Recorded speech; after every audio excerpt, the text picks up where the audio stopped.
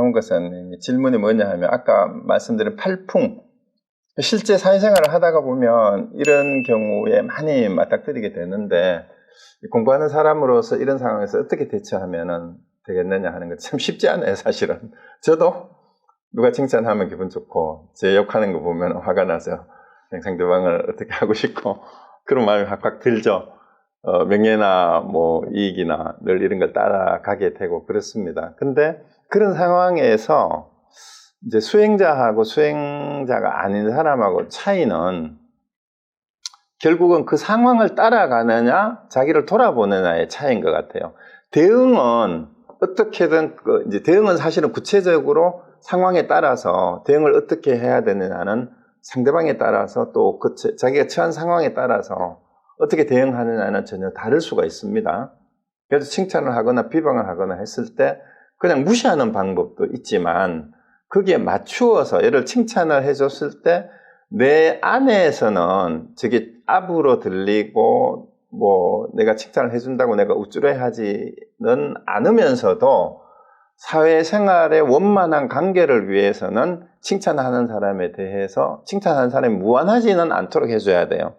그리고 그 칭찬이 진심으로 하는 칭찬인지 아부성 칭찬인지는 내가 판단은 해야 돼. 그걸 모르고 무조건 나는 칭찬해도 나는 칭찬 같은데 나는 관심 없어. 나를 비방해도 나는 비방해도 근데 관심 없어. 이거는 사회생활 잘못하는 거죠. 그러니까 칭찬에 흔들리지 않는다라는 얘기는 칭찬할 때는 감사합니다 라고 말은 하지만 그 때문에 내가 우쭐하지 않는 게 마음속으로는. 그 비난을 할 때도 해명을 해야 될 필요가 있는 경우가 있고 그냥 무시하고 모른 척 해야 될 때가 있고 아니면은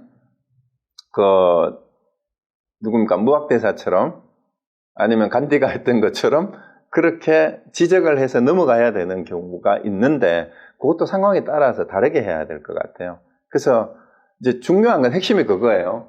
칭찬을 하든 비방을 하든 명예나 이익이 되는 걸 보든 그거를 따라가서 자꾸 자기 의견을 내서 고민거리가 생기면 수행자가 아니에요.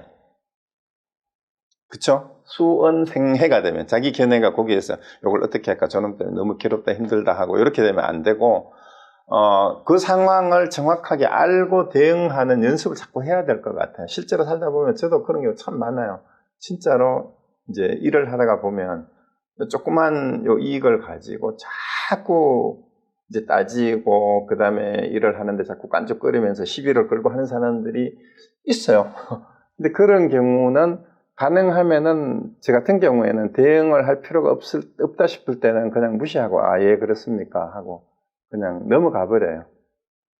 그리고 우리 어느 스님이 했다는 것처럼 뭐라 자꾸 하더니 예 그렇습니까 예 소신껏 사십시오 하고 그냥 보내드려야지. 그래서 같이 싸울 필요는 없는 것 같아요. 우리 인터넷에 만화가 떠도는 거 있잖아요. 세상 사람들하고 이제 다투지 않고 뭐 원만하게 잘 살려면 어떻게 하면 됩니까? 이러니까 멍청한 사람들하고 다투지 않아야 됩니다. 이러니까 그 질문했는 사람이 저는 그렇게 생각하지 않습니다. 이러니까 예, 당신 말이 옳습니다.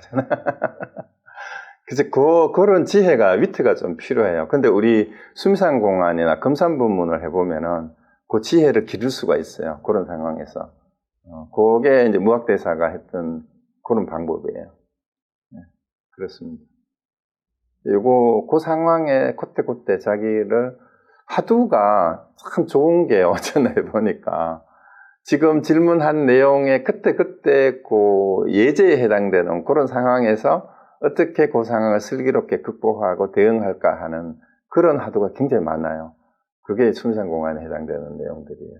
그게 우리 누굽니까 문광스님이 이제 편집해서 번역한 선문염송 요의 거기에는 진제스님이 분류했다라는 변신변사의 일, 열애선 도리, 그 다음에 향상구 도리 이렇게 하두로 세 종류로 진제스님 그렇게 구분을 했어요.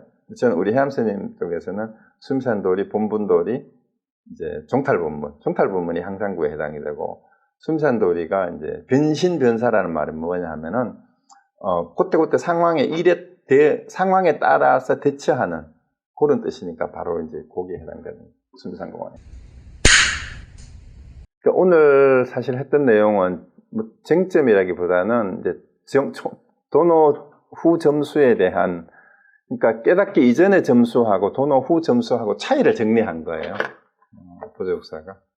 그래서 점수라는 말을 듣고 자꾸 이제 전문에서 하는 점수하고 이거는 다르다라는 얘기를 분명히 정리를 한 거죠. 자꾸 이제 번뇌망상이 많고 생각이 또 집중이 잘 안 되고 또 선정에 대한 생각을 자꾸 하시는데 선정에 대해서 생각하실 필요가 없으세요. 선정을 생각하는 것 자체가 전문에서 생각하는 그런 거니까. 그래서 우리 앞에서 나왔던 것처럼 번뇌망상이 일어나는 거를 고민하지 말고 깨달음이 늦는 것을 고민해라 라는 얘기가 이제 자성문으로 바로 들어가라. 자성이 뭔지를 깨닫고 나면 그 다음에 번뇌망상을 다스리고 선정에 들어가는 것도 쉽게 갈 수가 있어요. 왜냐하면 뿌리를 이미 뽑아버린 거이기 때문에. 번뇌망상의 뿌리를 제거한 상태에서 나머지 남아있는 잔부스러기 처리하는 것만 남았기 때문에 그만큼 쉬워져요. 그래서 뿌리를 뽑지 않고 임시방편으로 낫으로 줄기만 꺾어 놓은 그런 거하고 똑같아요. 돌로 눌러 놓는다라는 얘기는. 그래서 잡초가 자꾸 자라는데 잡초를 뿌리채 뽑아버리는 거하고 번뇌망상이 잡초잖아. 근데 이 잡초를 낫으로 베어가지고 큰 이제 잔디 깎듯이 깎아 놓기만 하면은 또 비만 오면 어떻게 돼요? 또 자라잖아. 그 상황만 생기면은 번뇌망상이 또 자라나는 거예요. 그래서 뿌리채 뽑아야 되는데 자성문 정해에서 하는 선정과 지혜는 이 뿌리를, 번뇌망상의 뿌리를 확 뽑아서 뿌리를 뽑아버리고 풀이 공중에 떠 있으면 어떻게 돼요? 땅속에 뿌리를 못 내리고 있으면. 이게 번뇌망상이라 하더라도 실체가 없는 게 되잖아요. 이제 근거가 없어지잖아. 그렇게 해서 수행을 바로 들어가라는 얘기예요. 그래서 자꾸 선정을 생각을 하게 되면 자꾸 우선 풀이 자라난 것만 칼로 베는 거하고 잔디를 깎듯이 깎아 놓는 거에 불과해요. 그럼 그건 아무리 편편하게 잘 깎아 놔도 또 자라요. 그래서 그거는 할 필요가 없어요. 할 필요가 없이 통째로 뽑아내버리는 걸 먼저 해버리면 그게 더 쉽다는 얘기죠.